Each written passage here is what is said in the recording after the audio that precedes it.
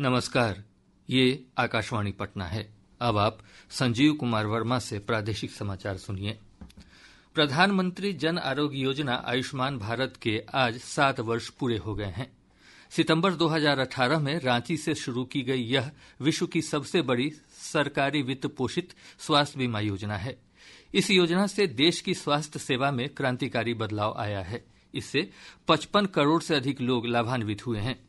यह परिवारों को 5 लाख का वार्षिक स्वास्थ्य बीमा प्रदान करती है, जिससे देश भर में कैशलेस और कागज रहित उपचार संभव हो पाया है। इस योजना के तहत अब तक 10 करोड़ 30 लाख से अधिक लोगों ने अस्पतालों में पंजीकरण करवाया है। 1 करोड़ 48 लाख लोगों को कैशलेस की सुविधा दी गई है। सोशल मीडिया पोस्ट में स्वास्थ्य मंत्री जेपी नड्डा ने कहा कि स्वस्थ भारत विकसित भारत के दृष्टिकोण को साकार करने की कुंजी है। उन्होंने कहा कि आयुष्मान भारत की उल्लेखनीय सफलता सरकार, स्वास्थ्य सेवा प्रदाताओं और नागरिकों के संयुक्त प्रयासों का परिणाम है। आज राष्ट्रीय आयुर्वेद दिवस है। इस अवसर पर कई कार्यक्रम आयोजित किए जा रहे हैं। राष्ट्रीय स्तर पर मुख्य कार्यक्रम अखिल भारतीय आयुर्वेद संस्थान AIIA गोवा में आयोजित किया गया है। समारोह का उद्घाटन करते हुए केंद्रीय आयुष राज्य मंत्री प्रताप राव जाधव ने लोगों से आयुर्वेद की वैश्विक यात्रा में शामिल होने का आह्वान किया।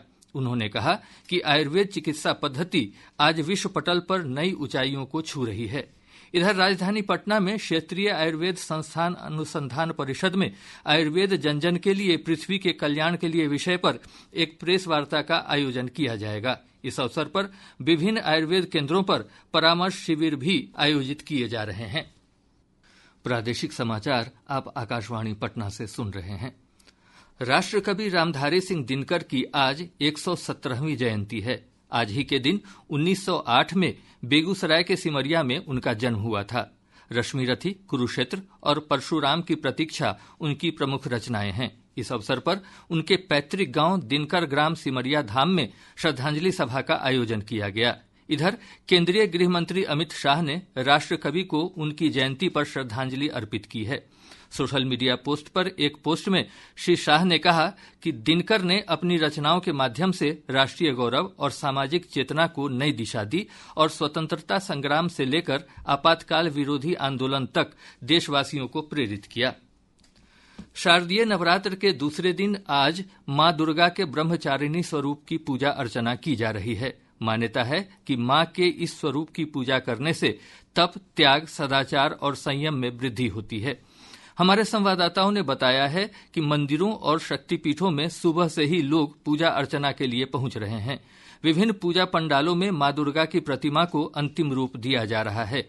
पूरा वातावरण मां दुर्गा के मंत्रों और भजनों से गुंजायमान है। बिहार विधानसभा चुनाव को देखते हुए शराब की तस्करी पर रोक लगाने के लिए 23 सीमावर्ती जिलों में 393 चौकियां बनाई जाएंगी। अपर पुलिस महानिदेशक मद्य निषेध अमित कुमार जैन ने बताया कि इनमें से 50 सीमा चौकियां सीमा सुरक्षा बल की होंगी। उन्होंने बताया कि उत्तर प्रदेश, झारखंड और पश्चिम बंगाल के सीमावर्ती जिलों में भी 176 मिरर चेक पोस्ट बनाने का संबंधित राज्यों से अनुरोध किया गया है। इससे सीमा जांच चौकियों से पहले ही संदिग्धों की जांच सुनिश्चित हो सकेगी। प्रदेश में मानसून एक बार फिर सक्रिय हो गया है। मौसम विभाग ने जमुई, बांका, किशनगंज और भागलपुर सहित आसपास के इलाकों में भारी बारिश की चेतावनी जारी की है। इसके अतिरिक्त प्रदेश के पूर्वी, दक्षिणी और मध्य भाग में 1 से 2 स्थानों पर मेघ गर्जन और वज्रपात के साथ 30 से 40 किलोमीटर प्रति घंटा की रफ्तार से तेज हवा चलने की संभावना है। इसके साथ ही आकाशवाणी पटना से प्रसारित प्रादेशिक समाचार का यह अंक समाप्त हुआ। अब आप सुनेंगे उर्दू बुलेटिन।